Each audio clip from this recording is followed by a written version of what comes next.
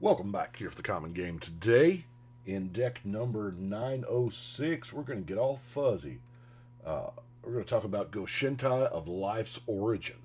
Now, this card was donated by Mr. Chris Thompson. Y'all know him as MTG Ghoul Dude. And we are going to be saying that quite a bit through this deck. He, over the last several months, has donated quite a bit to this deck. Thank you very much, Chris. Thank you. But Go Shintai is the commander we were waiting on for Hansen's, essentially forever. So, it's a legendary enchantment creature shrine, so that means it can be our commander.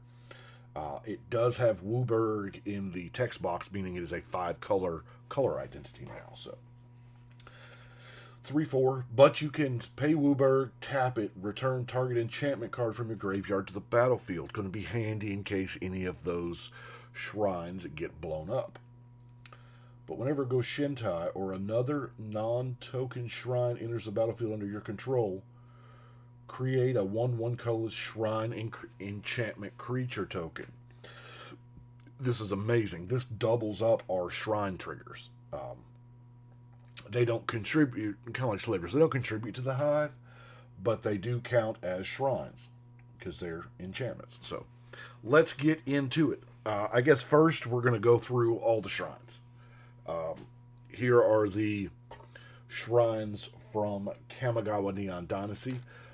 Boundless Vigor, Lost Wisdom, Ancient Ways, Hidden Cruelty, Shared Purpose. And I guess we're going backwards through time, since those were the most recent ones. Let's look at the, in core set M21, we had the Sanctums that were also shrines. This is, I mean, the combined power of these on the board. I haven't seen a shrine deck in play yet. I'm hoping to play this one tomorrow, which will be last week for y'all, I think. By the way, I am back from Ireland. It was a great trip. Met some really cool people. Sanctum of Stone Fangs. Pre-combat main phase, each opponent loses, where X is the number of shrines you control. Thank you, Chris, for the Sanctum of Shattered Heights foil. Sanctum of the Fruitful Harvest. Now, these trigger at like pre-combat main phase. And thank you very much, Chris, for the foil Sanctum of Calm Waters. And the Sanctum of All, I kind of just had. I kind of like this one. At the beginning of your upkeep, you may search your library for a shrine and just put it in the battlefield. Sure. If an ability of another shrine you control triggers while you control 6 or more shrines, it triggers an additional time. That's, I mean, this is the chef's kiss of the... Now we get back to the original, the Hondens. We got them in Champions of Kamigawa a million years ago. What was that, 2004? And these all trigger at the beginning of your upkeep. 2 life, for each shrine, that's fine. White, and then we got blue. Seeing Winds. Draw a card for each shrine you control. This can get insane. I mean, we've got 16 shrines in the deck, plus our commander, and our commander makes shrine creatures, so, wow. The black is the Honden of Knight's Reach. Discard a card. Target opponent, just one. Red deals damage equal number of shrines at the beginning of upkeep, and then Life's Web at the beginning of your upkeep. You get 1/1 colorless spirit creature tokens for each shrine you control, and those are the shrines of the deck. Now there are a lot of other cards that, because once you dedicate, okay, I'm going to build a shrine deck. You've got this many shrines in the deck. Those are enchantments. Most of them do trigger at the beginning of your upkeep, so why not have an extra upkeep with Paradox Haze? So we can get double triggers. As I said, they are enchantments. Sterling Grove is a amazing card. Now, there are others out there. Privileged Position is amazing. If you've got it, run it. I don't have one. There's a bunch. So there's a bunch of different ways to build this deck beyond those like 60 or 17 cards. This is just my build. Now, enchantment-wise, we're not going to have a whole lot of blockers to start off with, so Sphere of Safety helps keep the Horde off the front door.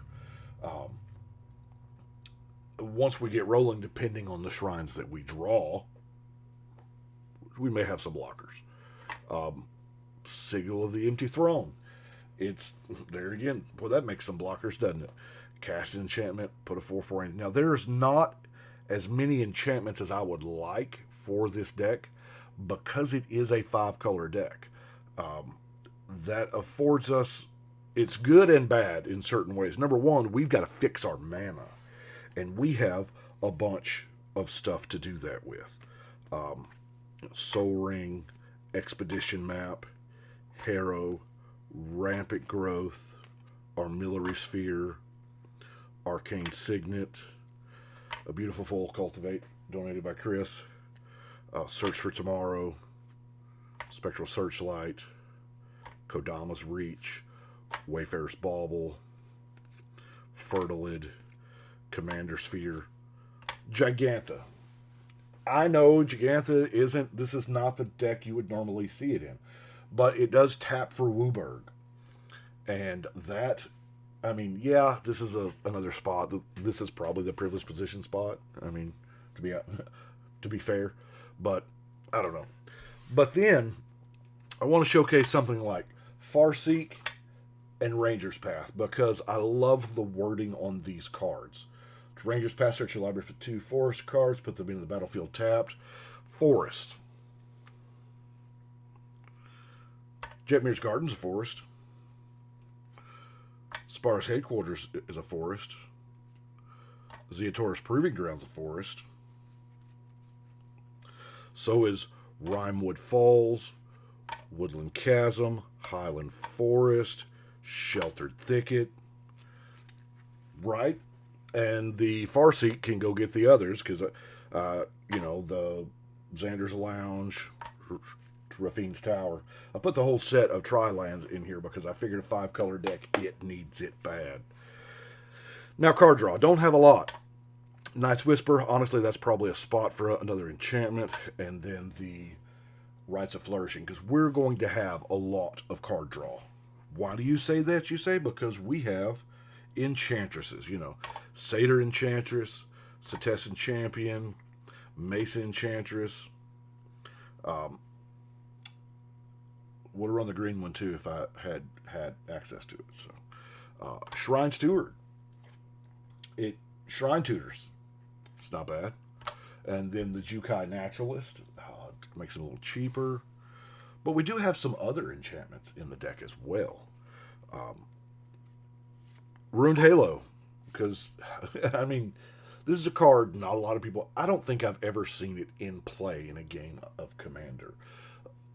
But I can imagine there's no greater feeling than pointing to a commander and say, I have protection from that. Right? I mean, there are other things that will kill you on the board. It's just a good, versatile card. It is an enchantment. Whirlwind of Thought. I also wanted to put cards in the deck that just don't see a lot of play anywhere else. It's red, white, blue. You cast a non-creature spell, you draw a card. That's really good, enchantment-wise. This is an enchantress. It's an enchantment enchantress. In Search of Greatness. At the beginning of your upkeep, you may cast a permanent spell from your hand with converted mana cost 1 plus the highest mana value among other permanents you control without paying its mana cost. So, you just get a free drop during your upkeep. Well, okay. Ancestral Mask. I mean, why not, right? We're going to turn something into a beater. And then our last enchantment is Maelstrom Nexus. Yes, I know, I'm guilty here. This is one of those cards that don't belong in the deck, I know. But, like I said, you don't get a lot of chances to run Maelstrom Nexus. It has to be 5 colors. There's not a lot of those decks out there. It is an enchantment, and it does say spells you control or spells you play or buy one get one free. So I like it a lot. I am running a Monk Idealist to get an enchantment back. Good old Calyx. It's the enchantment Planeswalker. Now to removal. We have got access to all the removal in the game. I mean, there's no other way to look at it. Um, yeah, and we've got it. Let's get these two first because they were donated by Mr. Chris. The beautiful foil Disenchant and the foil Fracture, both donated by Chris. Thank you so much. But multicolor is where it's at for removal. I mean, coming and going. I mean, we've got Mortify, Putrefy, Despark, Vindicate, Death Sprout. I call it Murder Growth. Same thing. Return to Nature, Doomblade, Negate, and Dovin's Veto. And that's going to bring us to our non-basic lands, of which I haven't already shown you. Got to have that Reliquary Tower. The Evolving Wilds, this foil League promo donated by Chris. Thank you so much. Terramorphic Expanse and Ash Barrens to go get that specific color that you need. And then good old 5-color stuff. Exotic Orchard, Rupture Spire, Path of Ancestry, Transguild Promenade, and lastly, the Command Tower. One thing that I really wanted to do here was, I don't have a lot of these lands.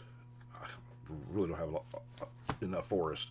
But besides those, all the basics that I used were those, because I figured it was in flavor of that world. And we know what it does. But I was 5 shy on forest, so just to try to give the deck a little flavor of home, you know.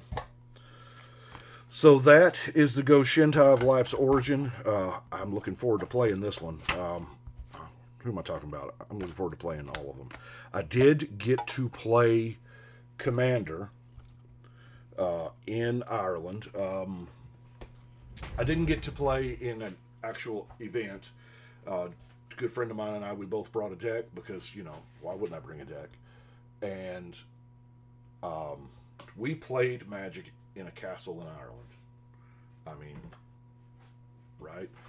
So, deck 906 is done. We're going to go put it on the wall. I'm still in my pajamas, getting over that jet lag, you know. Which there's a significant time difference. But I do appreciate y'all. Thank you so much. And we're going to go ahead and shuffle and cut.